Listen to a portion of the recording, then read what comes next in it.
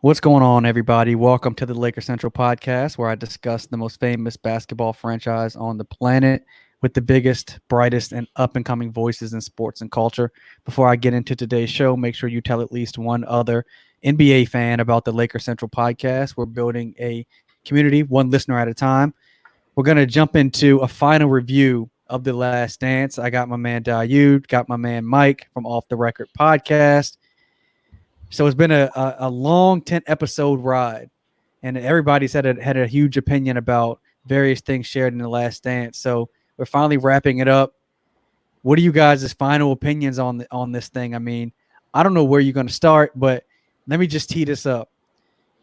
I mean, last I heard, Scottie Pippen wasn't talking to Mike. He's went into hiding.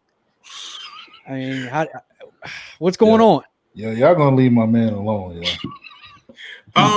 Well, you know what? First of all, the thank you for having us on. Love the show. Great. Love the pod. Love everything you do, brother. The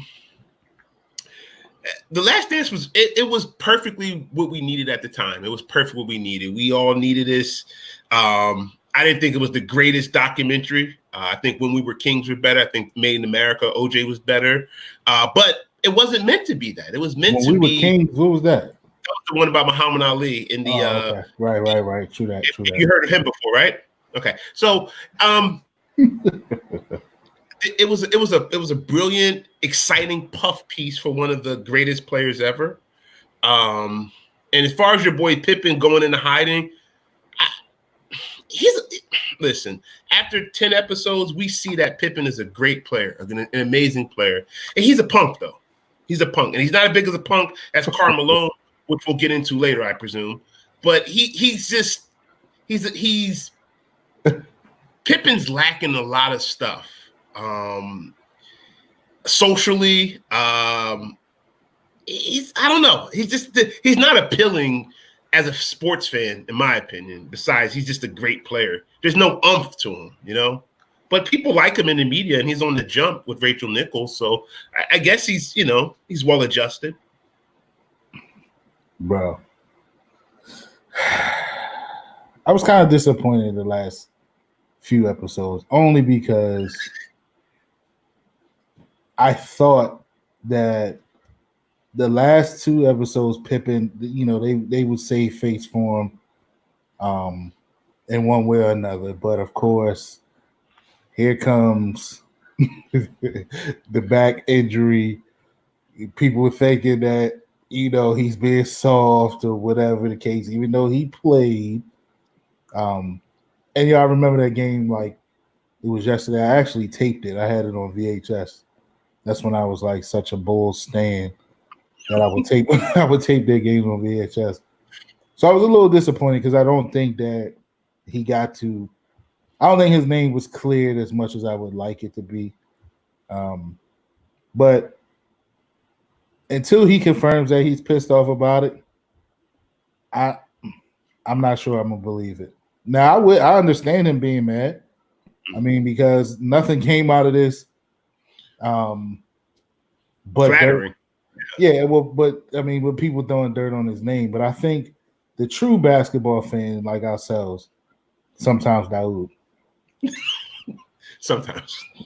I think we know the true story of Pippen. You know what I mean?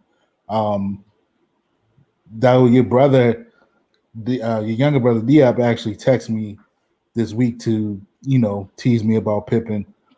And and he's a little younger than us. And I told him, I was like, man, I'm surprised at how many people really didn't know that story. The Kukoc story. He was talking about the Kukoc story. And he was like, yeah, well, I'm a little, he's like, I heard of it, but I didn't see it in that light like they put it out there. So we knew the story. I mean, it highlighted a little bit throughout this doc. And I was a little concerned about that when all of this was going down. But to me, Pippen is he's my favorite player of all time. He's a top 50 player of all time. He created a position that a lot of our favorite players are playing now, which allows them to be successful in the NBA. So all the Pippen haters, man, bump y'all, man. Lay off my man. Well, I don't know if Scotty's upset or not. I mean, I know he hasn't talked about it out, in public, but the things that they showed in the doc, I mean, look, not going in the game, he actually did that. I mean, some of these things he actually did. It's years later. They won their 6 rings. Mike clearly said they wouldn't have won without Scotty. Someone that does seem to be upset, Horace Grant. He's making the media rounds. I mean, how do y'all feel about Horace? I mean, it's just funny seeing 60-year-old black men still fight. Like, I guess that's interesting. Horace, was he the snitch? I mean, I'm not a lawyer, but I would bet that he was, and he probably didn't do it to be like an asshole. He just did it just talking to Sam Smith. I mean, he's an investigative reporter. They know how to squeeze stuff out of you, Listen, I mean, the whole "you not letting me eat," I hope that was a joke. Mike not letting him, I pray that was a joke. And I still think that the 91 and 93 Bulls dynasty was much better than the 96 through 98 dynasty. Mainly because Horace Grant was just a much better player at that time than Rodman and could do more, could trap better offensively. He's just a better player at that point. So these type of documentaries bring this type of stuff out of people, like 20, 30 years later, these emotions come back to you. And then you realize just how much an asshole Michael Jordan was. And he's the greatest player ever. But that doesn't stop him from being literally a grade A prick. And I think, my bad. Go ahead. No, go on, bro. Go on. I think Horace is mad because it's evident that he was the snitch. I think, and nobody's happy when you're looked at in any negative way. Like, so he was portrayed as a snitch. I think that he was, and I think it was clear. I mean, I don't know if y'all saw the post. I think actually you posted it, Daoud, about the article that he did in 93, I believe, when he left the Bulls or whatever. Mm-hmm. And to me, that article right there tells me he was the guy because the stuff he was saying about Pippen. I mean, he got his money and he bounced, and then he started talking reckless about the team. Right. And for as angry as he may be, he owes Scotty and Mike some of that check he got from Orlando. Sure. They got the brother paid. So I don't know. I guess he's on his defend his name tour right now, and I get it. But I mean, it was clear to me. It was clear that he was the snitch. He did the talking. To me, it was clear. I mean, who else? I mean, Horace tried to say Phil Jackson might have been the snitch. And look, one thing we know about Phil will talk to the media. Phil doesn't hide the fact that he talks to the media. So, I mean. Yeah, 100%. Phil gets like when he's trying to talk to the team, he goes through the media. Like, it's brilliant in a way, I mean, but when Horace Grant admittedly is best friends with the reporter that released the book, I mean, come on. Bad look. Right. So it's like, I mean, I don't want to hear nothing Horace got to say. Right. Somebody that I didn't realize was going to be upset was Vernon Maxwell and Houston Rockets fans. Did you all realize that they're upset that they weren't mentioned in the documentary? You posted that on the site. And first of all, did you see the Vernon Maxwell clip when he goes into the stands in Portland, punches the guy, then comes back to the huddle? Wouldn't happen today. Oh my God.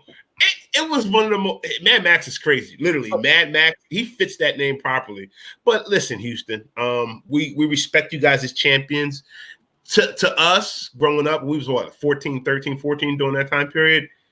We never considered Houston to be like a sexy team, right? Like, I mean, I was talking to a Houston writer, and I said, look, no disrespect to Olajuwon, but you guys get looked over just the same way the bad boys do.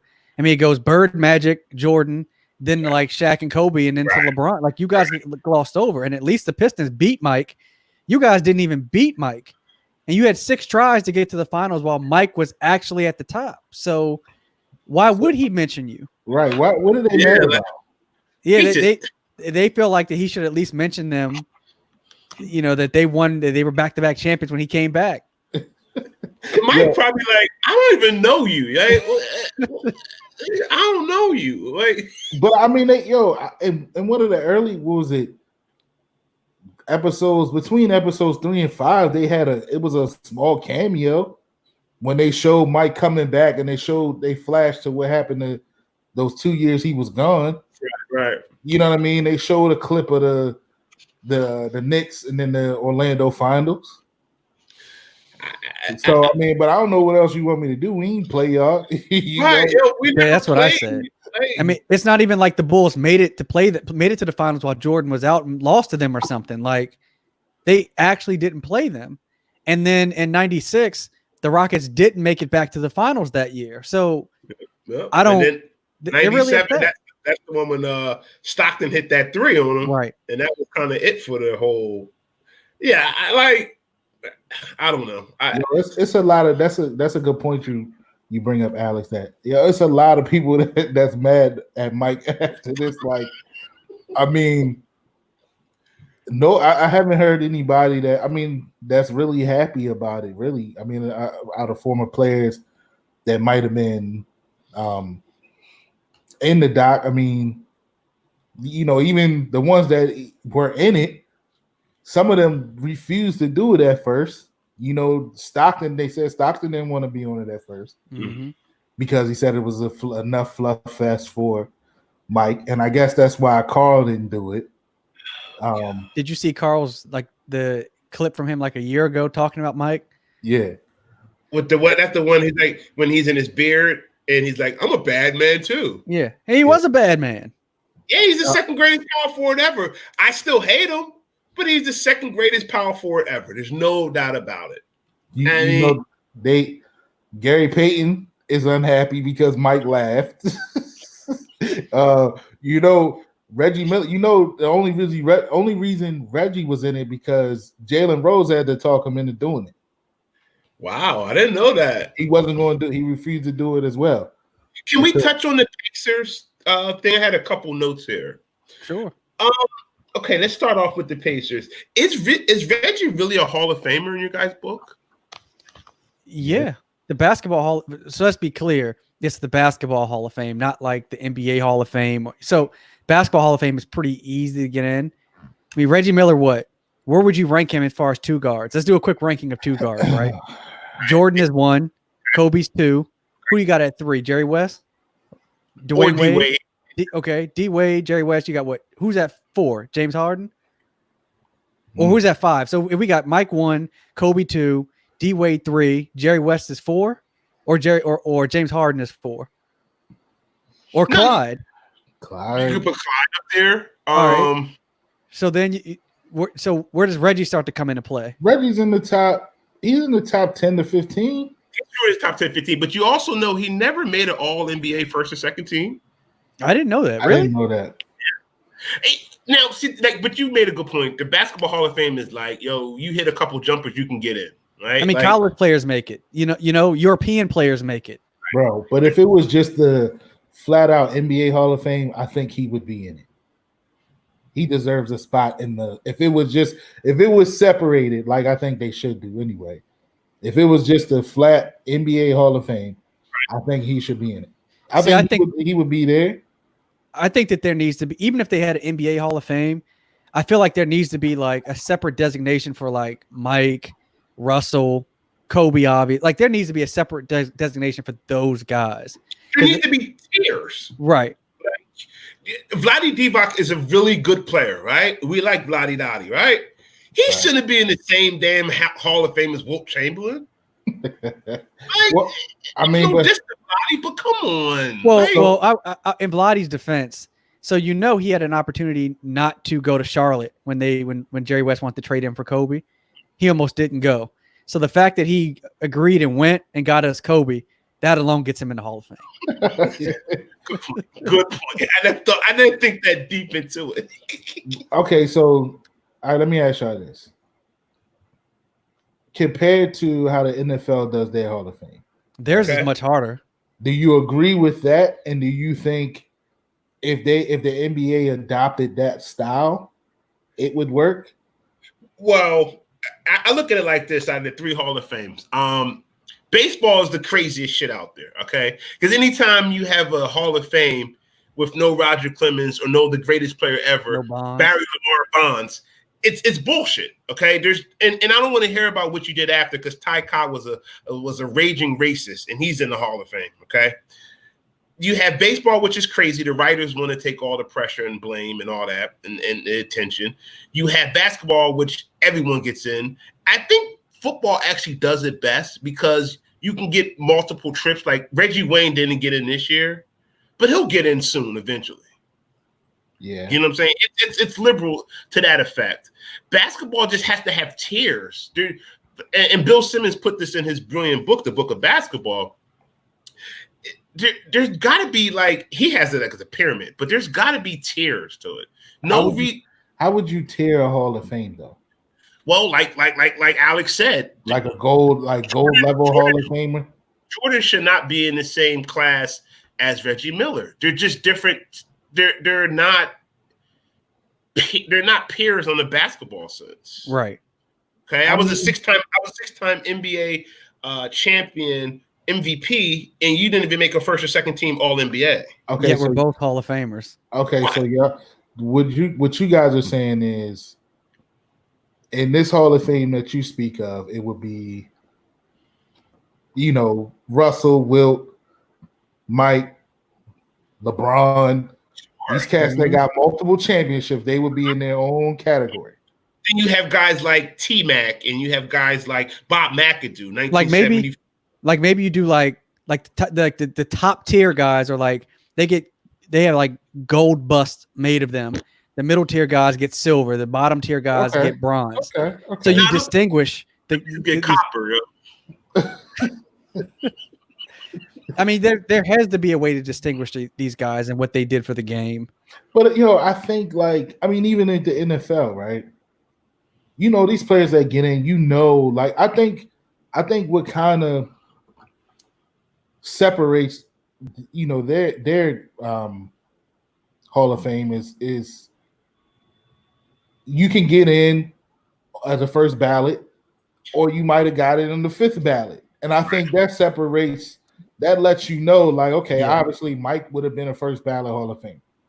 Right? Yeah, but Reggie might have been a third ballot or whatever. So then that would distinguish, like, I guess, the levels. I guess. I mean, you know what I mean? I think that's how you kind of look at the NFL, like, okay. You know what though, Mr. Parker? The NFL is also BS. Are you going to tell me that Randy Moss shouldn't have been a first ballot? Terrell Owens shouldn't have been a first ballot? I mean, they all have, like, whack. They all have.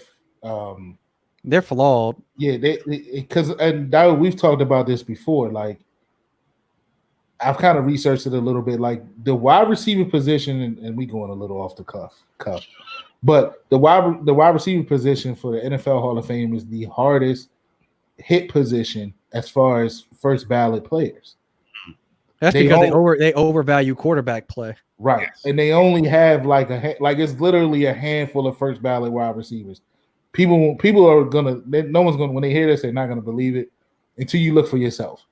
Look up first ballot wide receivers, and it's literally like 5. Mm-hmm. Throughout the whole Hall of Fame. So, I mean, yeah, players like that. I mean, they all have flawed. They're all flawed the way that they do it. I just think that the NBA or the Basketball Hall of Fame, I just think, like y'all said, I think they just usher whoever's in. Like, they look at, okay, who's eligible this year? Okay, who's the top names on this list? Mm-hmm. All right, let me get KG. Let me get Kobe. I mean, Kobe was obvious, but, like, you know what I mean? I think they do it that way versus it really being some type of system. You know what I mean? It just doesn't feel like it's a system, man. I feel like even this year's Hall of Fame. So I feel like I understand why you lump KG with Kobe and Duncan, but there's a clear gap between Kobe and Tim Duncan and then KG. Like, there's a gap between those two and then KG, man. Championships, impact, like, there is, dog. KG was like, he used to give Tim Duncan the business. I don't know about. Well, honestly, okay, if you want to keep it 100% funky, there's a gap between Kobe and Tim Duncan. I think so too. I agree. I don't think Tim Duncan is in Kobe in the same breath as Kobe. But you okay? All right. Now we're Laker fans. Yeah, so come on. I 4 MVPs, 5 championships. Look, Duncan is. I think Duncan's a legit top 10 player. I could even argue he's higher than top 10. He's the greatest power ever. But if you're the greatest power forward ever, I expect you to repeat a championship. You ain't never repeat. All right. And why didn't you ever repeat? Because of Kobe Bean Bryant was always standing in the way. Also, Kobe Bryant led teams in the playoffs have a better record against Duncan. Like, well, listen, but still, this is an individual award. Duncan, listen. Right? This is an individual. This isn't the Spurs versus the Lakers. This is me versus you. Right. I have 4 MVPs, 5 championships. You have 1 MVP, 5 championships. Duncan has 3 MVPs, right? 4, right? You sure he's got? I think he's got 3. Okay, he's got more than 1. Right. So you think he should have more total than Kobe and Shaq have combined? That's ridiculous. He was the best power forward, though. I hate him. I hate the guy. The MVP, but the MVP voting is almost like the Hall of Fame voting. Like, come on, dog. It's a pop.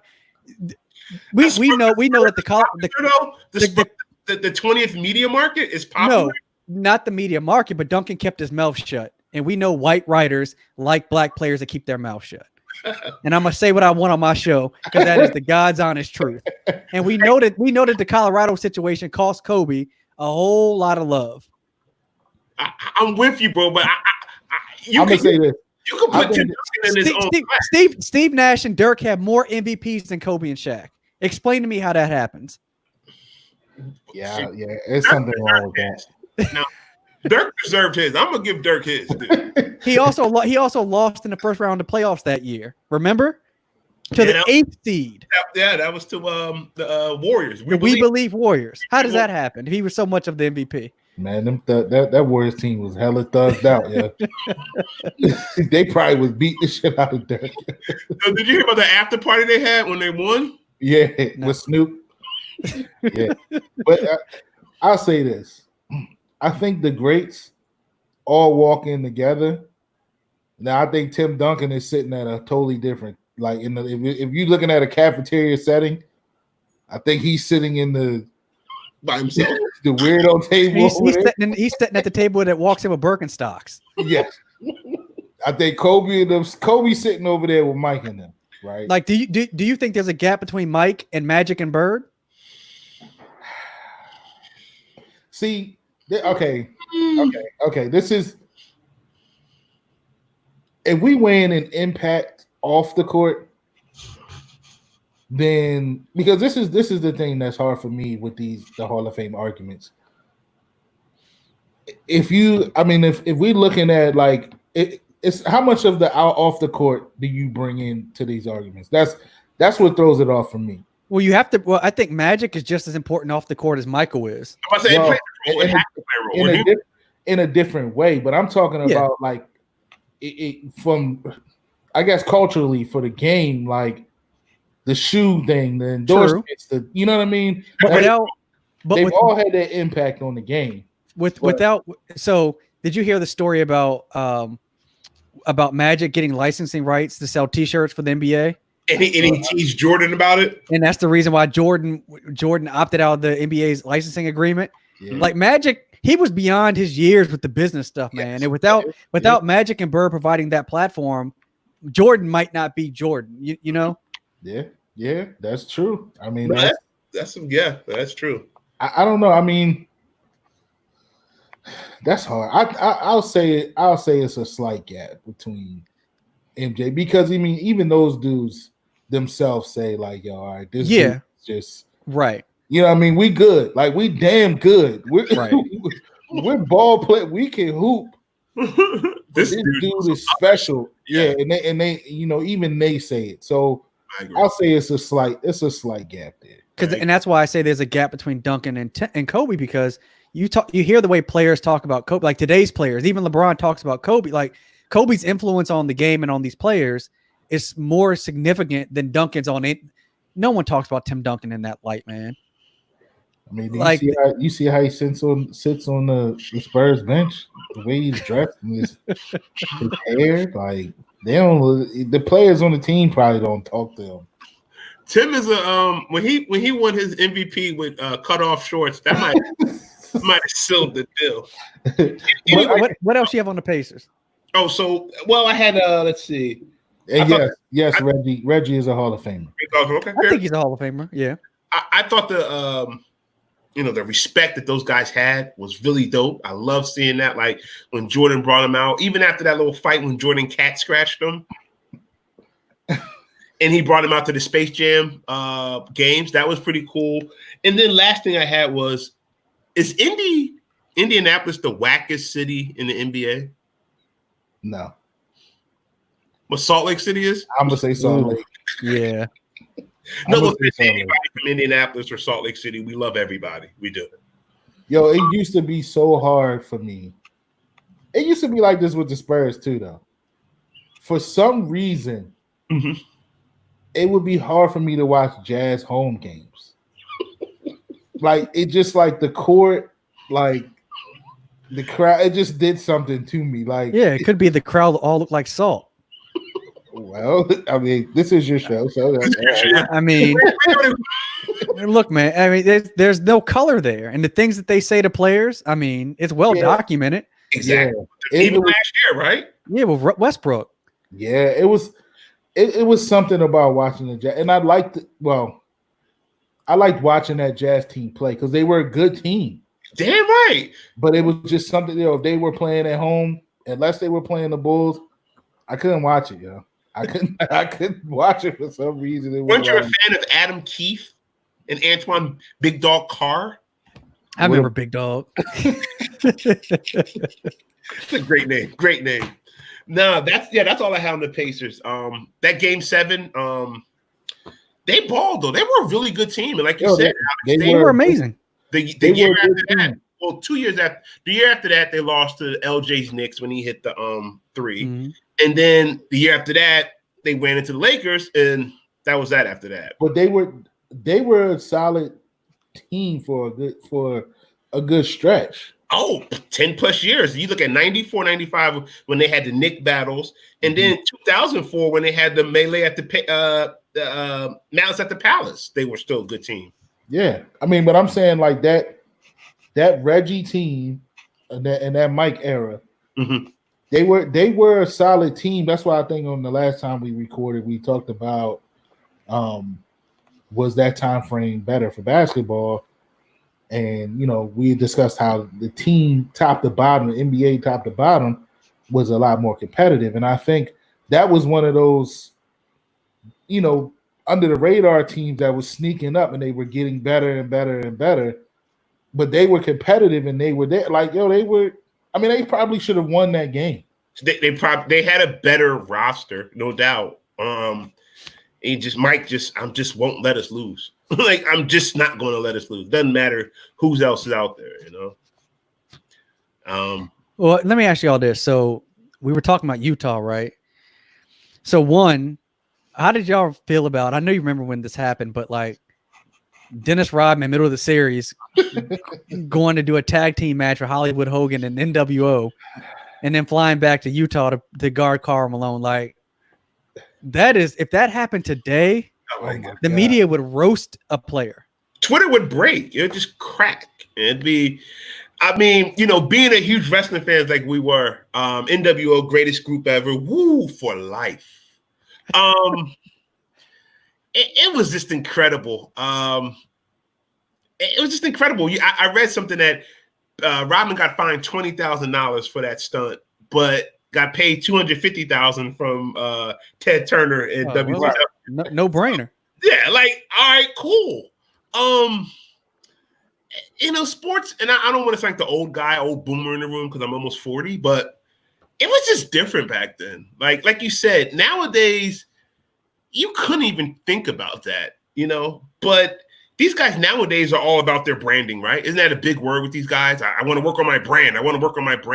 No, that doesn't look good. I need my brand, And he literally was working on his brand, The question is, how did they convince Karl Malone to team up with Diamond Dallas Page and to do a tag team match against Hollywood Hogan and Rodman? Like, How did Ted Turner and Eric Bischoff pull that off? Man, that check must have been sick.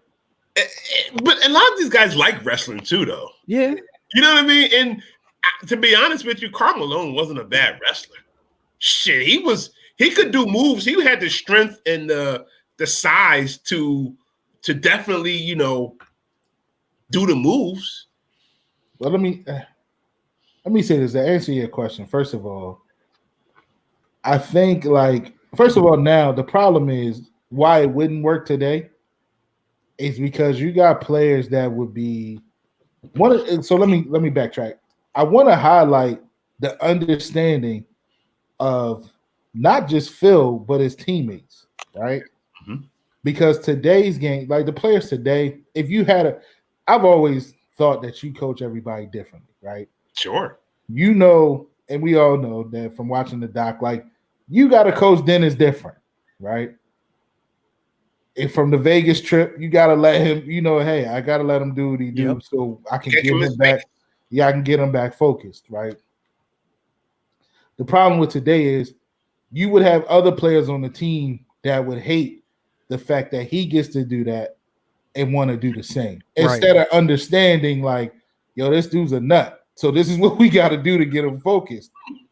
We got to let him go to Vegas for 72 hours. Like we have to. That's how we get the best out of this dude because we need him. And you know what I mean? It would just be different. Like you would have, and it would be the 6th to 7th best player on the team that would want to do the same thing. Right. And that's what would mess the whole thing up. That's one of the reasons it wouldn't work today. And then you don't have any coaches in the game, I think, that would have the balls to allow that shit to happen. But even a player being willing to wrestlers, it can be scripted all at once, but they get injured. Yeah, they can get hurt. Yeah. Bro, we've seen Owen Hart die. You know what I mean? Yeah. Like we've seen it's scripted, but it's scripted reality. Like, yes, I know I'm body slamming you, but you still gonna fall 300 pounds on your neck. Yep. Yeah. I mean, he could have broke something, and then what? Then the Jazz might have won that finals easily. I'm sure in his contract it wasn't like a wrestling clause. Yeah. So I'm gonna ask y'all this. Do you think they really didn't know where he was at? Yeah. Well, so wait a minute. That first time, that was the second time he went, right? The first time he went was just to like hang out with them in Vegas. Wasn't the second time was to wrestle? Right. Yeah. So the first time first time he goes, he tells Phil, and he's supposed to come back in 48 hours, and he doesn't, and then Jordan has to go get him. Right. The second time, I mean, the way the doc makes it seem, he just disappeared, and he shows up on Monday night, not Monday Night Raw, but what was Monday Night Nitro? And he just pops up. They'd have to know, right? Like, I mean, you don't think anybody knew? Somebody, I'm with you guys. Someone had to know. Like, he had to have some friends be like, "Yo, he's going to be doing this." So here's the thing, right? So let's say the Bulls management knew, and they tell him not to go, but he says, "But I'm going anyway." And Krause is like, "Well, we're going to suspend you." And Dennis says, "In the finals, yeah, right. You need me." That ain't happening. Right. Yeah. Who else is going to guard Karl Malone? Basically. Right. So at that point, the Bulls are at Dennis's mercy. He had leverage. There's no doubt about that. Yeah. I mean, I think, and it was I tweeted about it that during that episode, like there were so many people outraged. It's like Phil didn't this, Phil didn't that. And I'm like, yo, a lot of y'all don't realize that Phil really didn't give a shit. Phil just wanted him back. Long as he was healthy, Phil didn't care what he was doing. Let me get him. Long as he comes back healthy and focused, that's all I want out of him. He didn't care where he was. You know what I mean? Like he just wanted to make sure, as long as he's safe, that's all he was worried about. And it wasn't one of those things. That's why his comment, and you saw the practice when he came back, when he was like, "Hey, Dickie Simpkins, you starting tomorrow?" Even he said no. Like, you know what I'm saying? Like, leave Dickie out of this show. when people ask like Phil wasn't upset, like they didn't do anything, I don't think that people today realize just how big wrestling was at that point. Yeah. Like the NWO, Hogan, Bischoff, they were their ratings, like Ted Turner, they were cutting. They were huge in the late 90s. Yeah. And I mean, they were doing finals numbers back then. Yeah.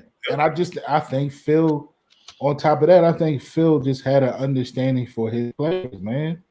He knew, like, he knew what he was dealing with. And I think, I will say this, yo, like, I knew about Phil's greatness as a coach, but this doc highlighted it a little bit more for me. Like, I have a little bit more respect for his greatness after watching this doc. Just by the way he handled his players, just by the way he channeled to get the best out of his players, just how transparent he was with his players, just how hard he would go at his players. Like, I respect it, and just how hard he would go at management. Like, imagine your boss, right, telling you tomorrow, yo, you working today, but you not working tomorrow.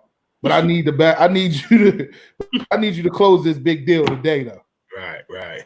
Now imagine your boss telling you that, and you still being able to be like, all right, whatever.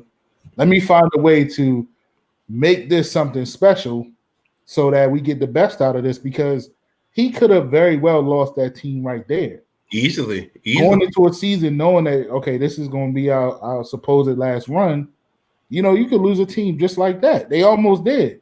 With my man Pippen, as much as I hate to say, but yeah, you know, it's like so I just feel like, I think he gets his credit, but I feel like this highlights a lot more of his genius throughout those years. Well, people think it was easy just because you have great players that you're supposed to win. Mm-hmm. Like, Phil was managing some big ass egos from top to bottom, and to win 11 championships with the egos he's managed, like, Bruh. yeah. I mean, and at that time, you know, he had the biggest ego, which was Mike, who Daoud calls it a manic. He's a fucking madman.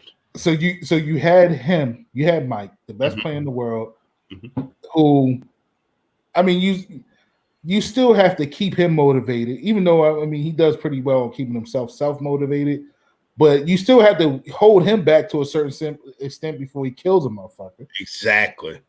You got Dennis, who just mentally ain't right. So I got to deal with that side of it. I got Pip, who's, always mad. He's a ball player, but he's upset that he ain't getting paid. He ain't, you know what I'm saying? Like, he's a disgruntled good worker. You know what I mean? You got that, always got that one worker he's amazing. He's just disgruntled because he ain't getting paid the way that he should, or he's a lot better than what this job is offering. Okay. So he had that with Pip. Mm-hmm. You know what I mean? And then he just had to manage each little piece beside that, like keeping the guys engaged, because you got to know, a Judd Busher, you only getting but 2 shots. He said, well, Kerr said, I'm getting 5 shots. So I'm gonna be running up my ass down this court, trying my hardest for really 5 shots. You said to manage up. You said Cross and Reinsdorf to manage. Yeah, he's just, like you said, Phil might be the one that comes out of this looking the best, if that makes sense. I can see that. He just, you know, like I said, we were Bulls fans, and then when he came to LA, that's when we really get to saw, like, he had to deal with, I mean, the coach, like, that shit was just, you're dealing with some egos who are some of the greatest players ever, who literally are powerful. Like, these are the most powerful men in the world, and you got to massage them, keep others engaged, keep the Ricky Foxes engaged, keep the Derek Fishers engaged, being ready to go at any time, because we're going to need you. Masterful. Love the guy. Zen master. I actually wish we saw more of him. Do you all believe, so Reinsdorf came out and said he actually offered Phil an opportunity to come back, and he said Phil didn't accept, but then he also said that Mike couldn't come back because he had a cigar incident with the cigar cutter where he had cut the tip of his finger, and he would have missed the whole following season anyway. Like, do y'all believe that? Okay. I believe Phil was out no matter what. I really do. I think it was a perfect time to leave. 6 for 6. Shit was beautiful. It was, it was the last dance. And that's part of life, isn't it? The ending, right? The ending is really the only guarantee in life we do have, right? So I didn't think Phil was coming back. I think he was intrigued by LA. I thought he took a year off, get refreshed, get recharged, and let me go see, because he was intrigued with Shaq. He saw him play. And it was a lockout the following year. He might have thought there wasn't even going to be a season. He could have thought that too. And as far as the cigar cutting off, I'm a cigar smoker. I've smoked many. You know how drunk you have to be to actually put your finger in Michael Jordan's hands. I don't know if anyone saw him on the docs, are like 50 feet long.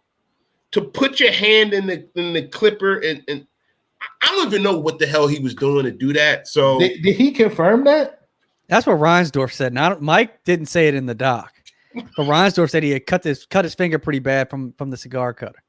Well, that's one thing that I did want to ask y'all too.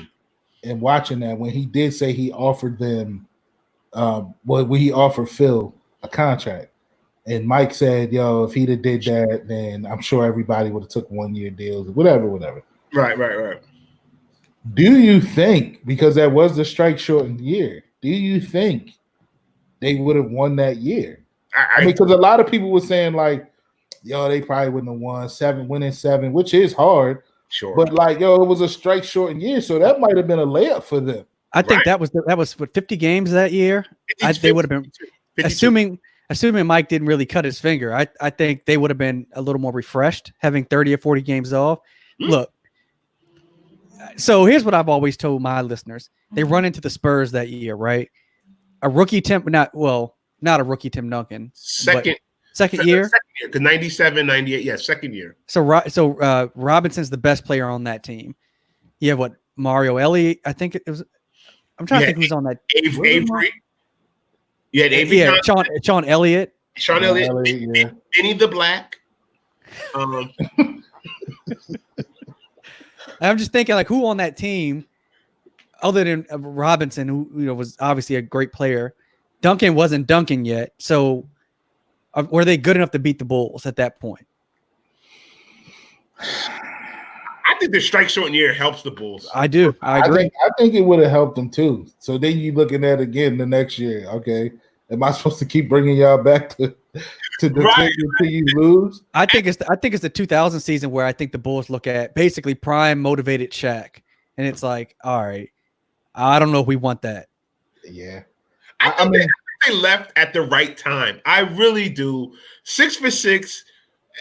It's okay to leave a party a little earlier, as the great Colin Cowherd says. I think Phil sticks around if before the 98 season, if Reinsdorf steps in and says, "Krause, shut up, we're bringing Phil back," because Phil had won 5 rings. Like, why did you need to see a 6th championship to even want to bring him back?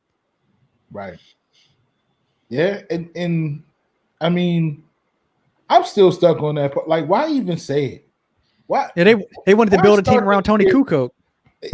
Yeah, and we see how that worked. But it's been only 30 years of rebuilding.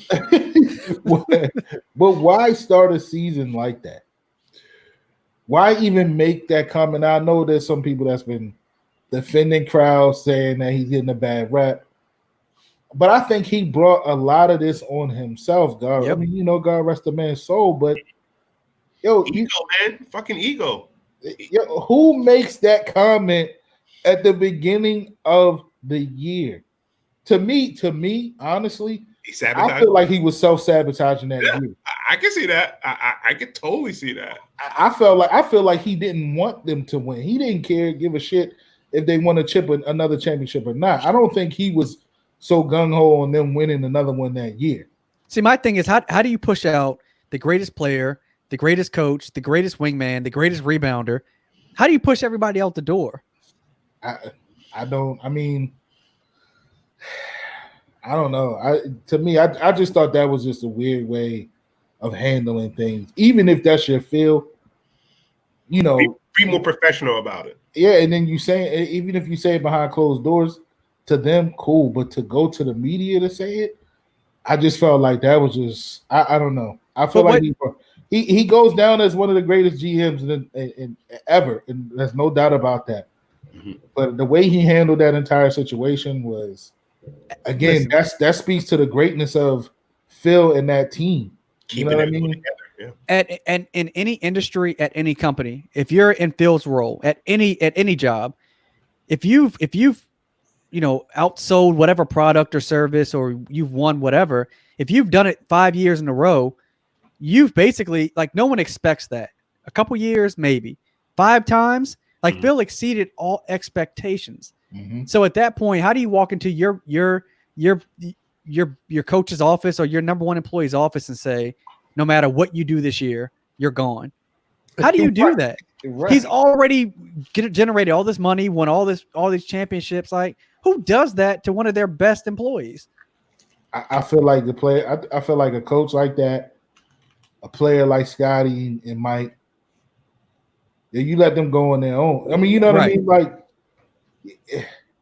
I mean, you know, we seen what happened with Tom Brady this year. I think eventually things like that do run its course, right? Sure. But I think there's a mutual and a respectful way to go about that.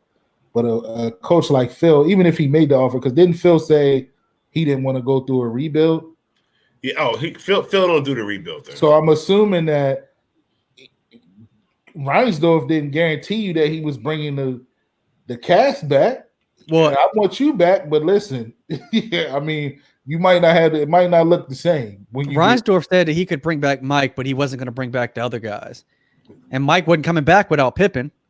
So Pippen was ready to go. It was just time. I don't like. I get. It was just time to. We went 6 for 6. The Patriots was a good example, but Kraft isn't pushing out Belichick and Brady. Right. I mean, and Jordan was still he was obviously starting to decline, but he was still at the peak of his powers. He still had, he wasn't jumping out the gym like he was in 91, but he was still beating everybody. Yeah. So Kraus let it go to his head, man. Yeah. I just never understood the method to that. I just, I feel like he was trying to sabotage that season. Like, hey, listen. I mean, imagine being Phil, and then you walk in your office, and then you look through the window, the glass window, and you see Tim Floyd walking down the hallway with with your boss, and they laughing. Smiling. Yeah, they having a good old time. Like, you like what? It was crazy. So let me ask you guys this. So let's talk about the 1998 finals. The flu game. Let's just get this out there, right? Mm-hmm. So now it was tainted pizza, right? And this is exactly the reason why I go to Little Caesars. So you're telling me it's ready and hot. It's ready and hot. 5 minutes. Yo, pick it up. Pick 2 of them up. Come on. Do we believe that story? The tainted pizza? 5 guys showed up at the room. I mean, the guy the guy came out who delivered the pizza, came out and said he was a Bulls fan. I mean, I always heard it was a hangover game. Mm-hmm. And I'll say this, if he was actually drunk and hungover, that's more impressive than playing with the flu. I agree. I mean, we've all been hungover before pretty badly. Trying to get up and go play high-level basketball and dropping 38 points, that's damn impressive. Yeah. So whatever happened, I don't care what happened. Like, look, man, they said 5 dudes showed up with them. It just sounds so like, really? And now I've never been to Salt Lake City, and I know it's a Mormon town, and we love our Mormon listeners. At 10:30 though, I can't go to Wawa, get a sandwich or nothing. And nothing. So wait a minute. This is 98. So you have to think about 98. I mean, I don't know why they just didn't order something from the hotel. Like Michael Jordan can't get something from the hotel. Right. Open that thing up, man. Make me a sandwich. But I will say this though, in their defense, there's been hella stories, and after that aired, there was a lot of NBA players that was coming out and sharing like horror stories from other visiting cities that they went to, and the hotels refusing to feed them and stuff like that, because they just so engulfed in their team that they wouldn't do anything for the visiting players. So maybe they was treating Mike like they could have poisoned him. I remember that time we went to 7-Eleven and Mike got poisoned from that hot dog. Yo had the big bite. Yo, it's good. It happens. I look. I mean, I'm gonna go with the hangover game, but I will say this: the director said that, and I don't know if I agree with him, but he was like, if you were hungover, the symptoms he had aren't of those that's hungover, like vomiting. And I'm like, yes, that's a symptom of somebody hungover. So I don't know, but he doesn't believe that he was hungover. He believes that it was food poisoning or the flu or whatever. He feels like it was one of those before it was him being hungover. But I don't know, bro. I don't know. It had the feel in the setting of a hangover.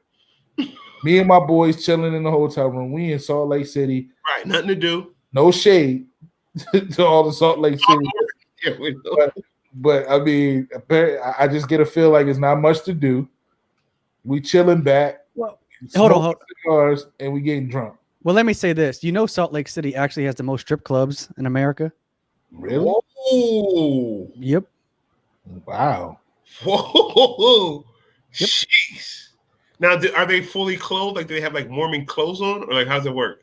I don't know if they have clothes on or not, but that's what I heard, that they actually have the most strip clubs. Wow. And another story then. So we was late at the strip club and they got hungover and had pizza. And wow. But I mean, whatever it was, hungover, sick, or flu. What did he drop that game? 38. And then he bankhead bounced on him in the follow-up. Bankhead on the follow-up. Yeah, I mean, either way, it's still an impressive performance. He looked visibly sick. Like he did look sick. Calling them should be ashamed of themselves for letting that go down. What the thing so they played yesterday. I don't know if you guys saw, but it was Game 6. But they do like an HD version. Did you guys watch that last night? No, I didn't see it. So why don't you double him, especially in the fourth quarter? Tony Kukoc and Pippen are going to have to beat me. Like, I'm cool with that. I can actually go to sleep knowing that these guys beat me. They don't double him at all. Yeah, they let Russell cover him single cover. Single cover, and it's like Shandon Anderson. It's like, yo, I'm gonna bake these fools. I don't care. I think they doubled off for their guys sometimes, but that's easier said than done with that team. I mean, like they were Golden State before Golden State. Yeah, they had shooters. Like, I mean, it was perfect. Like they had the perfect bunch of cast of guys. Like you had. I mean, they had they had everything on the team that you would want. If you double, like Mike was a good passer, and Pitt was more than, and Kukoc, but Pitt was more than capable of winning a game for you. He's done it. He did it in playoff games. Yes, but not with a broken back. Well, that game, I don't know what. Yeah, I don't know. I don't know what. Like the last 40 seconds, the play when Jordan, after the timeout, Jordan comes and scores in 4 seconds off. Like, yo, double him. Get the ball out of his hands. And I can live with it's tough to double Shaq and Kobe. I can't double both. You know what I'm saying? But Mike, fuck it, double him. Get the ball out of his hands. You know? But one more thing about the Utah hotel thing. I've been in some nice hotels. I've been in some bad ones. No offense, I was younger. I've never seen a piano in a room. You guys I mean, that was impressive. Like I thought he was joking when he said that in the thing earlier. He was like, "Yeah, I was playing the piano." It was like, at the bar? No, in my room. Fuck. Well, dude, I'm sure he got the suite of all suites in whatever hotel they in. Okay, a piano though. I mean, dude, Kobe used to. I mean, after I don't know if it was after he retired or during the season, but he used to have pianos in his room because he was teaching himself how to play. I'm sure the request for what I need in my room is. I mean, come on. I mean, if you're Jordan and you need a grand piano, they better damn sure get you a grand piano. If they got to get the joint from the lobby and bring it up to your room, bring it up. Put that shit sideways, slide that thing right up in the door. Now, another thing, folks, I wanted to really touch on. I don't know if we touched on it last episode, but Jordan's support team and his team around him. You had Gus, you had the other guy with the perm, and a couple other people. Like perm, you talking about the dude that looked like Bob from Martin? Yeah.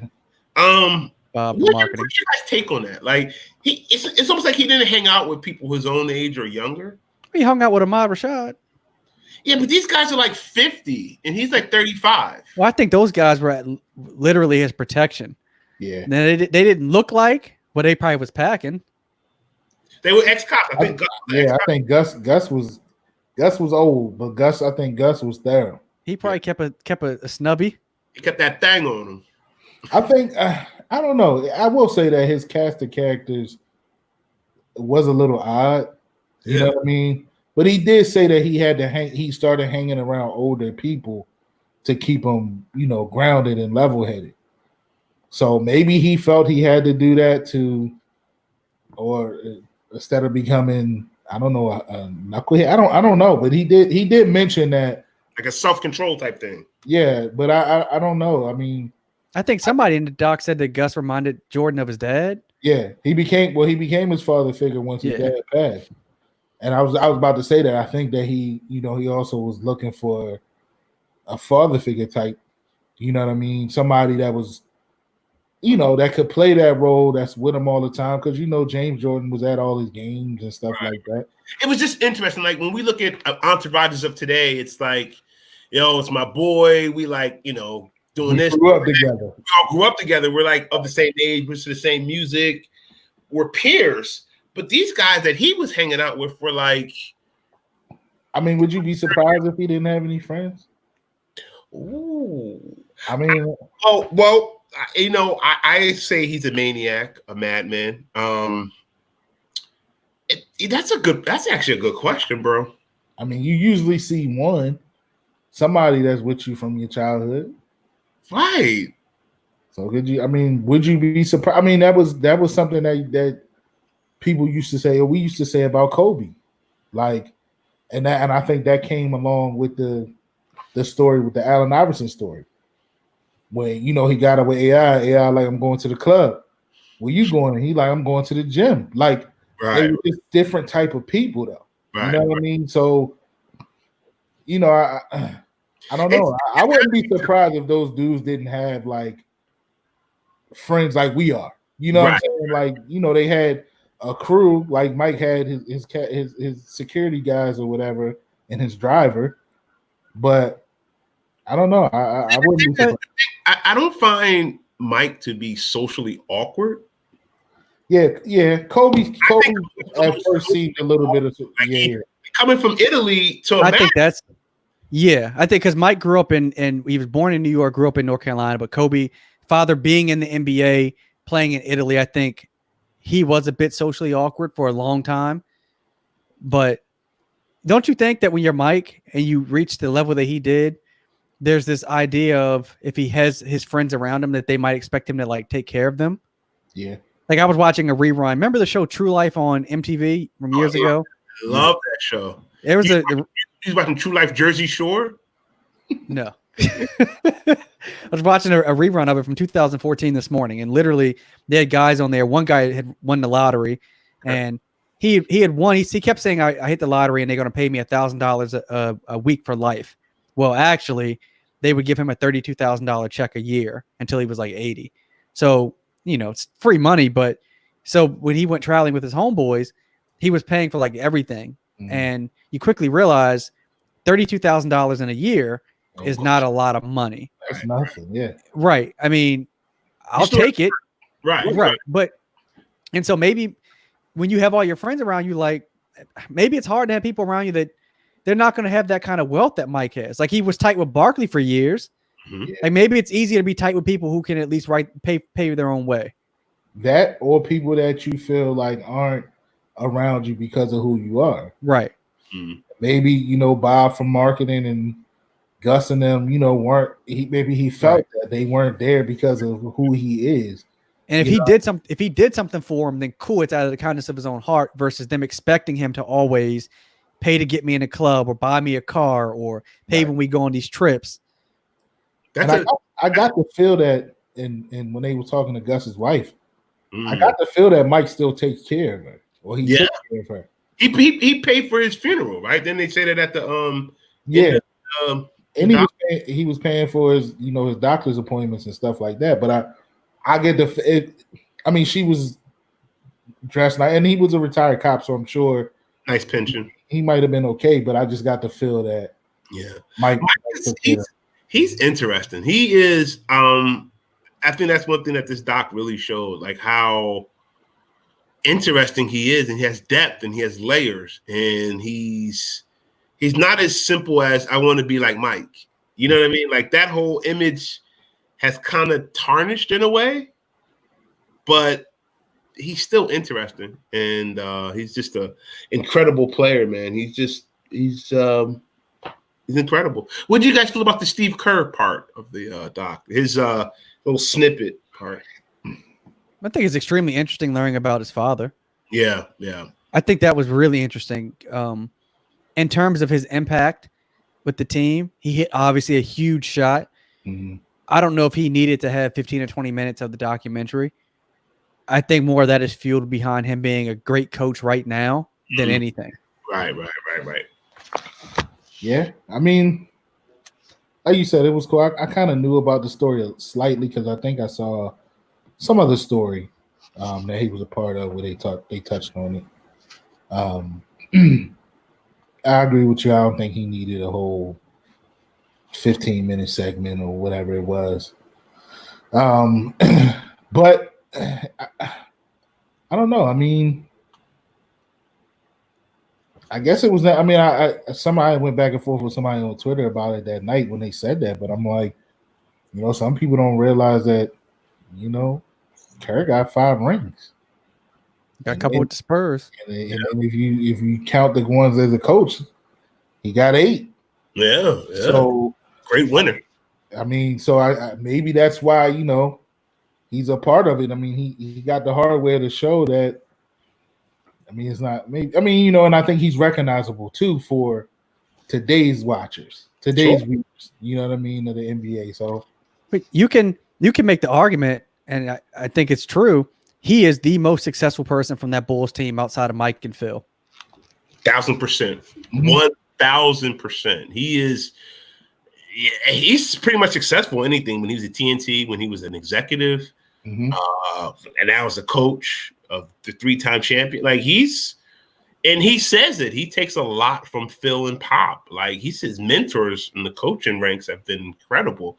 And I never thought that he was a X's and O's guy. He's not going to be pouring over, pick and roll like Tom Thibodeau. By the way, we don't need to see Tibbs back in the NBA, right? Can we all agree on that? The guy's putrid. The Knicks are looking at him. He'll be back, bro. I know he will, because it's the good old boy network, and every same recycled bums always come back. But getting back to Kerr, like you said, and he seems like a very humble cat. Like he's like, I wasn't that great. I found my niche. He maximized. He reminds me a lot of Phil Jackson, who wasn't a great basketball player, but he won a couple rings with the Knicks. He paid attention to Red Holtzman. And he became one of the greatest, if not the greatest coach of all time. And Kerr did the same thing, learned from Phil and Pop, kept his head down, played hard when he needed to be in the game. And he's literally one of the most successful people in basketball now. You got to find – I always tell people, unless you LeBron, Anthony Davis, James Harden, you got to find your niche. Not everyone is going to be great. Find your niche. Be Harrison Barnes, Well, yeah, I'd be Harrison Barnes too if I got $88 million. You thought Harrison Barnes was going to be a superstar coming out of college, right? I thought he had the body. I thought he had the jumper. I think he went to the right team in Golden State. That 2017 finals, he just crumbled. He did still sign a 5-year, $94 million deal. Okay. And then he signed another one, I think, last year. $88 million. He's made a nice for himself. He ain't got it. He ain't got it. So I think you made an interesting point, Alex. Who is the next successful from that Bulls run? Them 6 championships.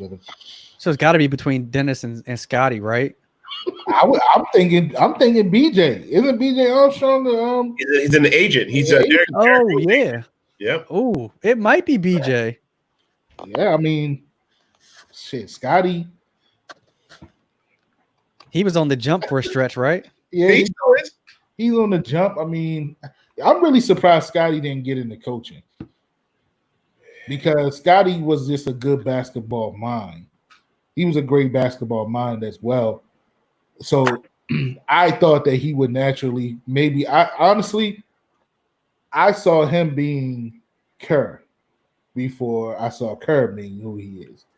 I agree. Now, I'm not saying that I thought Scottie Pippen was going to win 3 championships as a coach, Mhm. but I thought that would be his next step, is to being a coach. But for whatever reason, it didn't go that way. But well, maybe he's coaching his marriage up.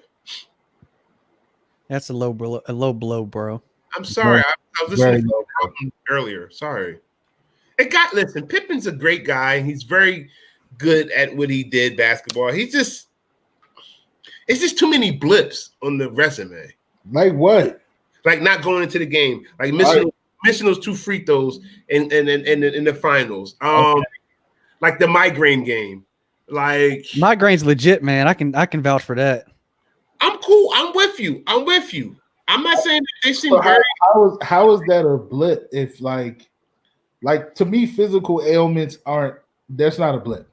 Him not going into the game, that's a blip. I've seen Kobe Bryant though play the whole season with a broken pinky. Like Right. some of these guys go out there. I've seen Kobe Bryant hit a free throw with a torn Achilles. Like you just but I've also seen Kobe Bryant refuse to shoot in a playoff game against the Phoenix Suns. Hold on, dog. That didn't happen. I'm about to edit that part out. All I'm saying, I like Pippen, the guy. He just seems like a I don't know.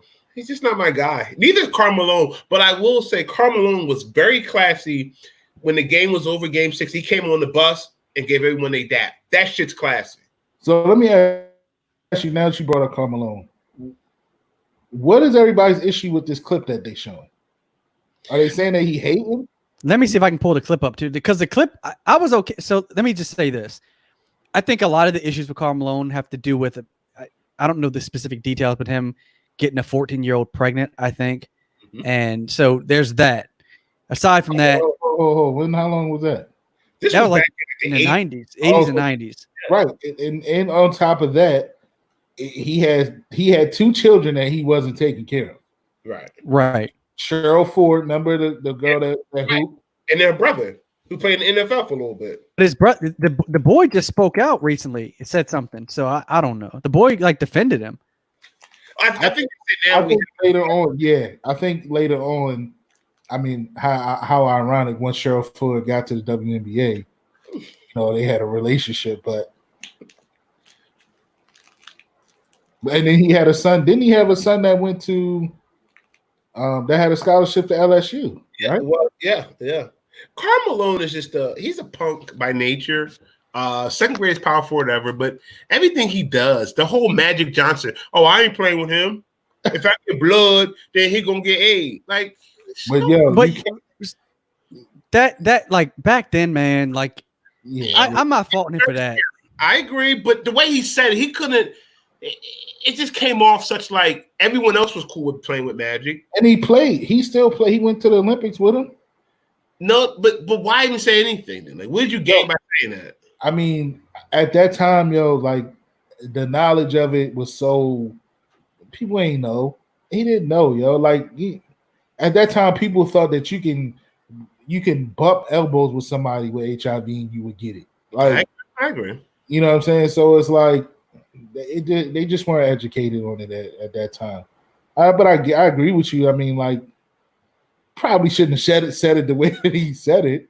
I got kids, man. I'm like, shut up, I'm gonna smack you when I see you. But I mean, I wasn't really like, I wasn't really understanding the backlash from the clip. That was dial up. How we lost him. He got a timer on his. That's what happens when you talk bad about Karl Malone. But I really didn't. I wasn't understanding it. Like, people was like, "Yo, I can't stand this guy. He could have did the Michael Jordan doc." Like, I'm okay. What if he didn't want to? I mean, I didn't see anything wrong with the clip. They asked the man what he thought about Michael Jordan. When you hear the name Michael Jordan, he said Michael Jordan.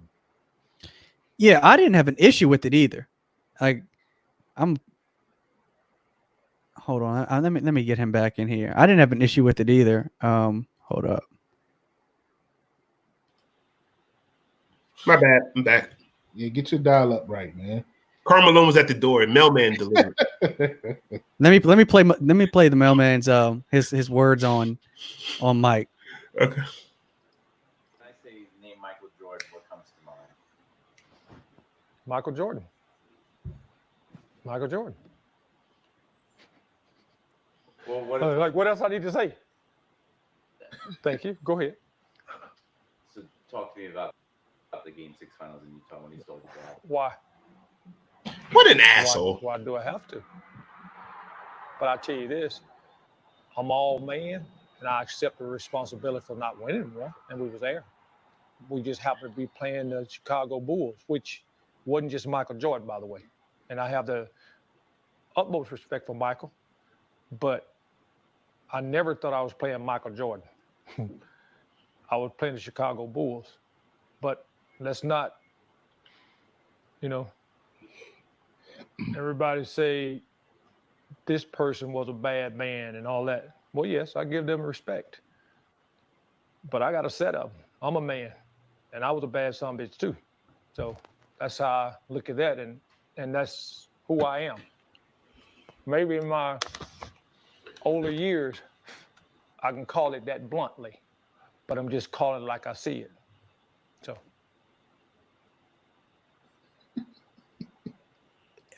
I don't know why people are upset. We just upset with him, yo. Okay. Yeah, I mean, like people was going in. I'm like, all right, what did he say that was like? I'm a man. I mean, okay? did they want him to be like? Did they want him to, give MJ a BJ right there? I don't know. I mean, if MJ has a cult following, okay, he has people that it doesn't matter what he does, beat up a fan, beat up a player. He has a cult following because he's so good. And like you said, really that clip, it's not like Malone did anything inflammatory. We just don't like him. I don't like him from the Kobe thing. Did you read that story? Yeah, I know about the Kobe situation. Like I'm hunting for Mexican girls. The fuck? I would have ran up on him, but that's just me with the jammy. But that's just me because like he's just a punk. He's a. I don't. I'm sure he's probably a really nice guy if you know him. Though, like probably loyal as hell. Probably much nicer than Michael Jordan. To be honest with you. I mean, you know what? Salt Lake City was probably the perfect place for Karl Malone. Oh yeah. Yep. Yeah. Yep. He probably still lived there. Yeah. I know he did in Louisiana, but I think he drives the tractor trailers back and front. For what? Tell you what, I'm a man. But I mean, that people was going in on that clip, and I just didn't really understand. Like, I understand what was wrong with it. I mean, he paid Mike his respects. So he said, "I'm a bad man too," and he really was. He really was. I guess the only thing I could pull from that is like he didn't want to answer the question. He didn't want to speak on the Game 6 when he stole the ball from him. But he said like, "Yo, I take responsibility." Mm-hmm. Right. But I mean, he didn't want to go. He didn't want to speak on it in depth. I guess. Okay, cool. That's one thing I could take from that to say, "All right, yo, you been a dick." But other than that, I mean, like he didn't do anything wrong. Yo, he ain't cursed. He ain't talk bad. It's Karl Malone, man. He just said, you said Mike. Mike got his hive, like the beehive. Oh, 100%. He has people that actually say, like I was asking a buddy of ours, would you want your kid to grow up to be like Michael Jordan? Not being a great basketball player, 6'7", whatever, but just in general, treating people the way he treated people. And, he was like, I mean, I don't know. Like, it's a tough thing. Would you really want your kid? Would you want your son to grow up to be like Mike? Well, I think you asked me that too. And I thought you was talking about Mike as the package, as the basketball player. So yeah. Looking at the parents, I don't know if little Mikey gonna grow to be 6'7". I don't know if he's going. But I think you only get Mike's personality if you get that level of success. Bingo. see that I don't agree with. I think if Kobe Bryant was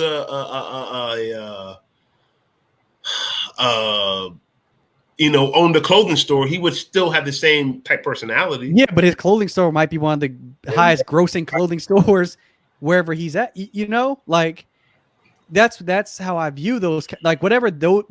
If Mike wasn't 6'7", let's say he was 5'7", Mhm. if he was an accountant, he'd be one of the best damn accountants at whatever firm he worked for. Right. Sure. So that's how I see it. If he was just lazy, he wouldn't have that kind of personality, and if he did, people wouldn't pay him any attention. Yeah, those dudes are just wired. Like, yo, we spoke on this. Those dudes are just wired different. Like you said when we spoke on this a couple weeks ago, and I said, yo, those dudes have to almost be assholes like that. And you was like, yo, I just think Mike on a different level. And then I found that Kobe story that I sent to you, where Kobe the teammates. Kobe was hurt. He hadn't been there at the facility for a minute.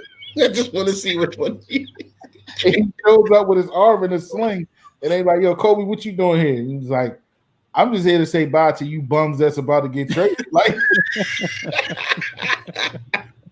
what an asshole. I just think that, yo, you almost have to be like that. Like let me recant that statement. Let me circle back on that with Mr. Jordan post basketball, right? It's just part of the NBA. We're not gonna go with the Nike thing. He has very successful sneakers, Team Jordan, Trunnies. We love all the shoes, right? We don't love Trunnies. Now, why do you think he's been such a dismal failure as an NBA owner? So here's the question.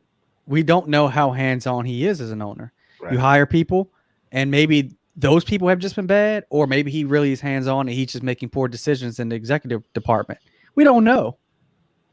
We simply don't know. And look, man. Does he come off as a person that delegates to you?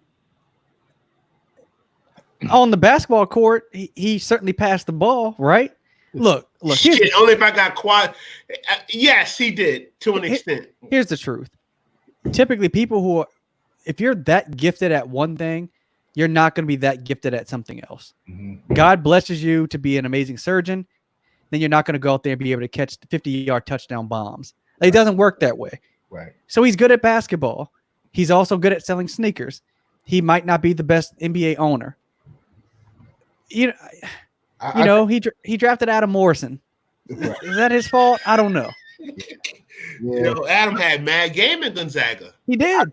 I think the thing with that is and we spoke about this before on here too. Like when you're that good at something, you expect the other people around you to be just as good. That's why they, like I said before, that's why they don't make good coaches. Larry Brown is a rarity. Larry Bird is probably the greatest basketball mind you've seen. I'm sorry, Larry Bird, and then Zeke Thomas. He was a solid coach. Right. But other than that, like that's why Magic lasted 9 games, right? Right. Like, you know what I mean? It's just because you expect people to function like you do. Yeah. And they just can't. Right. Like he said, I don't think he realized that we can't do what he does. And he recently came out and said he could still beat some of his players. Yeah, I saw that. Miles Bridges tweeting back, I think he can. I really believe he could. I bet he could. I think he probably can. Somebody catching the fade. Yeah, I could just. Hey, I'll just post up and just shoot that fadeaway on you all that. I can't guard you 30 feet out. Right. He's an insane, interesting guy. Not my favorite sports hero of all time, but he's top 5. He's up there, but he's not personally my favorite. I think I personally don't like his attitude. I just mentioned Magic, one of the greatest basketball players of all time, but he sucked as an executive for the Lakers. Mm-hmm. He's one of the greatest businessmen. His story is amazing. Mm-hmm. Sucked as an executive, sucked as a coach. Right. God blesses you with certain talents that don't always translate to something else. Mm-hmm. And that's what true. It is. That's true. I mean, I think part of his issue, and I think he's starting to realize, because early on with the Hornets or the Bobcats or whatever, he was bringing on dudes that he was his people. Yes, man. Yep. And I think that he started to later on, and now he's starting to realize, okay, I need to give a little bit of free reign on, I think he hired Mitch Kupchak now, right? Oh, Yeah. golly. Mitch is one of his guys, but Mitch was a really good GM. Right. So like now at least Yeah. And in North Carolina, they're North Carolina buddies. right, but at least he's hiring a North Carolina buddy that has something back in his name. You know what I mean? Learned under Jerry West. I mean, Yeah. So it's I think delegating probably is hard for him to do. Sure. But I think that I think he's learning to do that. What are we judging him on as an executive or an owner? Championships? Because no. That championship BS is crazy. Only one team wins, and it's usually the same 3 or 4 teams. I'm going to say, how about over 35% winning percentage? The guy's putrid. It's hard to make moves when you're on the 18th hole with 3 cigars and 6 cups of tequila in you. Well, wait a minute. How long is he? So he's been the majority owner of the Hornets for what? 5 years? 6 years? No, it's got to be at least. And Bob Johnson sold him the rest of the team when it had to be. It was like 5 or 6 years ago, I thought. I'm going to say 10, closer All right, to 10. Let's say it's a decade, right? Okay. Obviously, the team wasn't good when Bob Johnson owned it. It hasn't been good while Mike has owned it. Mm-hmm. But when you look at other teams, James Dolan has been the primary owner of the Knicks for what? 2 decades? 3? And they've been putrid. Sure. Robert Sarver with the Suns, they've been putrid except for the Nash years. Sure. Like, Jordan isn't an outlier. There are other owners with deeper pockets that their teams have been bad forever. So before we judge him, shouldn't we be looking at these other guys who can't seem to get it right? That's true. You know what it is? We equate Jordan's greatness, like you said, but some people can't do everything. Most people can't do everything. Look at Reinsdorf. He had one window with Michael Jordan, and the Bulls ain't been good ever since, other than the Derrick Rose years. Yeah, they thought they would.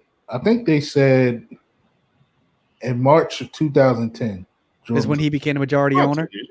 So a decade. I mean, I do like Reinsdorf's demeanor. He denies, not that he denied, but he's like nonchalant with it. Like he's so like, oh, I did this. I told Pippen not to take the contract. It's like, but yo, you signed. I don't believe that either.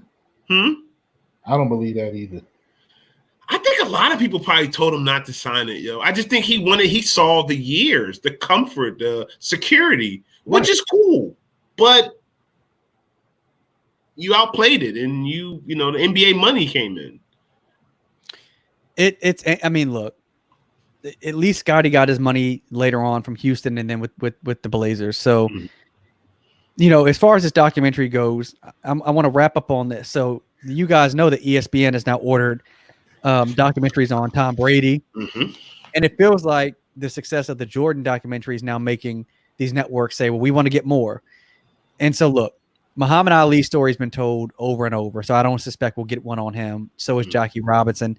But like, you start looking at the next crop of athletes post Jordan, that eventually a Kobe Bryant documentary will come. Tom Brady's will probably come. A Tiger Woods will probably come. That's a good one. What are some other names? Like, who are 2 or 3 names that you guys can think of that you think we'll get documentaries of? And at what point, like, shouldn't they just wait? Like, Brady's still playing. Why do we need a Brady doc when he hasn't even finished playing yet? LeBron will get one, but who are some names that you guys think? Would Floyd get one? Mike Tyson should get one. So are we thinking like something that could be 10-parter like this? Yeah, well, so let's use Jordan's template, a 10-part. Who's got the career that you can get a 10-parter out of? Magic Johnson, you can get a 10-parter. Magic. I think AI you could. A 10-parter? He changed the 10 parts. I think you can get 5 out of AI. Yeah, I think you can get 5 out of AI. Is Big John Thompson still alive? He's alive, right? Big John's still alive, yeah. You could probably get 10 out of the George. Out of that. Before we get to that, did you guys like the PG doc? I didn't even watch it. I did. I liked it, but I thought that it was short. It was short, and which then made it seem kind of rushed and condensed. I think they could have easily got 3 to 4 or 5 out of that if they if they really did it. But it just seemed like it was good, but it could have been, and maybe because it was running at the same time as the Mike joint, Right. you know, it They made should have probably premiered it this week.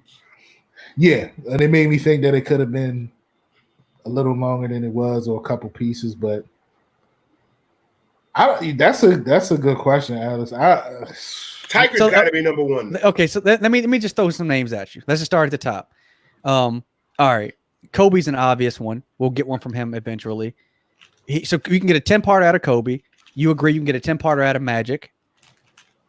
Okay. Could you get a 10-parter? You can get a 10-parter out of Tiger, right?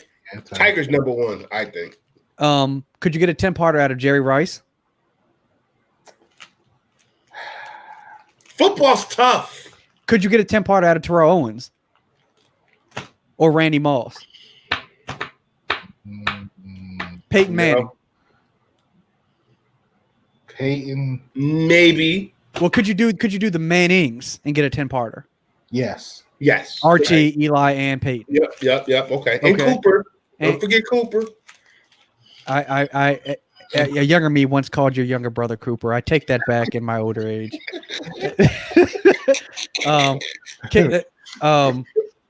Steph Curry, when his career is said and done. Yes, the Warriors, totally. Could KD get a 10-parter? No. LeBron could. LeBron, obviously, yeah. What about Chuck? Barkley? I don't even get a 10-parter though. No. A three, a good one. 3 goods. Could you get so Floyd, 10-parter? Floyd, I don't think you could get 10. You can get close to it though with Floyd, I think. You can get a 10-part out of Mike Tyson, right? Sure. Mike, you can get 20. Like he is the most. Him and Jordan, like, were the most interesting people of our lifetime, sports wise. 10-part out of Barry Bonds? No. But you have to. I think you could get 10, but you would obviously have to touch on. He got to be willing to open up about that whole.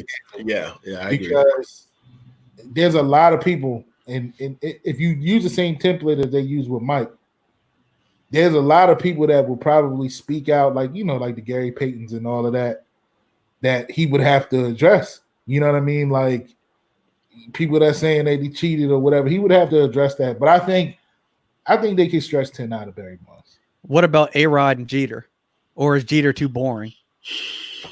Jeter's too boring. Jeter's very secretive, yeah. He's very secretive. What about A-Rod?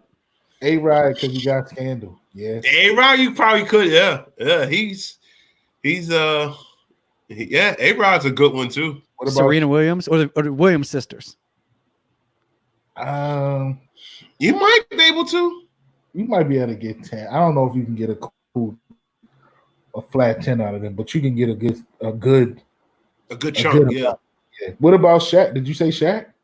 I didn't, but I think you can get 10-parter out of Shaq. I think it'd be high. So you can definitely get a 5-parter. 10 parts are long, yo. It is, yeah. That takes a lot of content. You know what I mean? You got to be that's why I think Tyson could easily do it, because shit, you could just do 3 episodes of like the rise of Tyson, you know? So who else is out there that you can get a 10-parter out of? What about a team? I think the Cowboys can get a 10-parter. You can yeah. So Patriots can get a 10-parter. Patriots, yep. The Lakers and Celtics could get 10-parters. Yeah. The Steelers, San Francisco, definite Niners. Niners got that sexy pill. The Raiders, shit. The NFL, you could probably do like a lot of teams.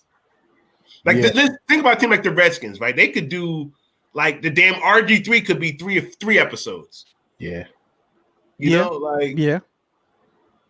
I don't know. I think Tiger would be the most one that because he's got a lot of drama with him. You just like the salaciousness of him, his scandals. I want to thank everybody. My mom. I've always been Buddhist. Really? Really? I don't. But like you said, like I'm afraid that they're gonna start trying to push this shit. Yeah. Sure. And get watered down. Like hopefully, whoever they working on, like yo, even the Tom shit, they shouldn't even announce that. It needs to wait, man. Like they said Well, it doesn't come out till next year, right? 2021, but But still. he's still playing. So is he going to retire next year? Is that basically what they're alluding to? Fuck that. Not if they. No, he ain't retiring. He would have to get cracked up for real. I mean, I don't know. I just hope they don't try to rush and put out a whole bunch of shit following this. You guys are going to watch the Bruce Lee one and the Lance Armstrong one and the Mark McGuire one? I saw the Lance joint. I'm gonna check that out because it looks like he's gonna talk about the juicing or whatever he was doing. I'm gonna check that out. I didn't know they were doing a Bruce Lee joint. The last one is 3, right? I'm sorry? Lance is 3. It's 3. I don't know the part of it. I think it's 3. I think it's 3 parts to that. He's got a good story. And, I mean, it's fucking cycling. Who cares? I mean.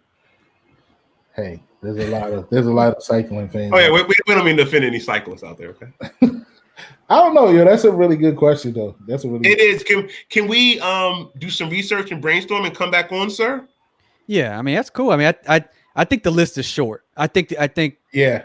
I am afraid that they're going to try and milk it, like you said, Mike, and it's going to be like you're going to if they use 10 episodes, you're going to end up getting to like 5 and 6 episodes, and people are going to be stretching those last few. Yeah.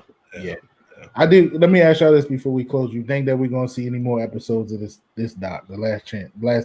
Netflix has to have a reason to sell it, right? Like, why else are you going to watch it on Netflix if they don't have some extra details? Exactly. That's a good point. The dude. So I started following the director on Twitter and IG, right. And I watched a couple interviews with him. He said but that's cool. he said that he obviously has the footage. He hasn't gotten a call yet, he claims.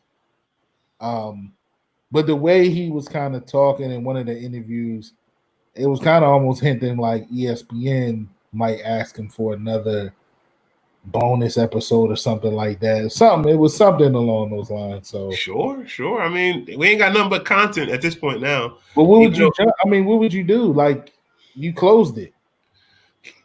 They won the chip. Honestly, we can go back to like 88, 89. You know, we could do the slam dunk. It could be anything, yo. Like, it's so much. Oh, the slam dunk, yeah. It gets so much film out there. We could do anything. I mean, listen, at this point now, it's so much content that is needed and so many spaces to be filled.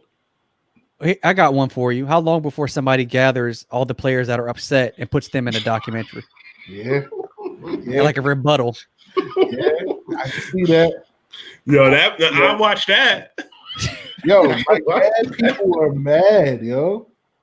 Like my thing is, even if Jordan left you out, people are interviewing you. Like, you're cashing in because he even left you out. Like, you're relevant again, bro. And then a lot of people also have to realize he didn't edit the shit. Yeah, people think that he literally was in the studio, like, now take this dude out. Yeah, like he didn't say, no, you'll chop that. Like, yo, I mean, like, people got to realize it was rushed. They had to finish it. So it was a lot of cutting, that had to go down. So we don't actually know what was in the shit. You know what I'm saying? So people need to relax. Now, I do find it interesting that his beehive has come out of nowhere. Like, I ain't seen these people in a minute. But they surfaced out of nowhere. The Jordan lovers is in full effect out of nowhere. He has core fans who don't give a shit what he's dead. They're gonna love him. It's amazing. It's hero worship, yo. I mean, we worship heroes, yo. And that's the way he played ball. He's a damn hero. All right, one last question before we close out. From watching the doc, right? From what you already knew previously before the doc aired. Yep. Is he the greatest basketball player ever? Of all time, in your opinion, is he the best? Is he the GOAT? Yes, in my book, he is the greatest basketball player I've ever seen. I reserve the right to change my mind on any other episode. But look, man, he's the greatest of all time. And I always say I think Kareem has a legit argument right there. I think Wilt does too. Look, he's the greatest, and not just for what he did on the court, but for what he did off the court. Mm-hmm. It's not just the finals wins. It's how he won. It's everything about him. Yeah. Did the doc change that for y'all at all? Nah, we're fortunate enough to have been old enough to see him play. So, yeah. It just cemented it. Like he was already the greatest in my book. Yeah. So. Well, I thought it was a good doc. I mean, with all circumstances, I know there were some people saying it was confusing the way they jumped back and forth, but I think it was good, man. I think it was good. Yeah, I thought it was good. It was a puff piece. It was very exciting. It wasn't the greatest editing, but it was good for what it was, and we ain't had shit else to watch. Look, hello. Man, people that couldn't follow the jumping back and forth, that's an indictment on America's education system. Right. I agree. I think. I mean, I didn't have a problem with that. I thought that actually got you more engaged. You know what I mean? It got you hyped up watching the old highlights, and then boom, it jumped back to the point in the story where they were trying to, highlight. So I don't know. People gonna find something in everything, but yep. And I'm sure that ESPN and Jordan, everybody knew that people are going to find issue. Whoever does a doc going forward, people are going to love it. People are going to hate it. That's just the nature of it. Doesn't even matter who likes it or who hates it. People are going to watch, and that's all it's about anyway. Yeah. So apparently, the viewership on this journey was up through the roof. Yeah. Well, we'll close out on that, man. Appreciate you fellas coming on to close out our review of The Last Dance. Make sure you guys watch this thing on YouTube or Twitter, wherever. I'm posting it right now. It's on a number of different places. And make sure you listen to the podcast. Follow me on Twitter and follow these gentlemen as well. Until next time, folks, I'm out. Peace.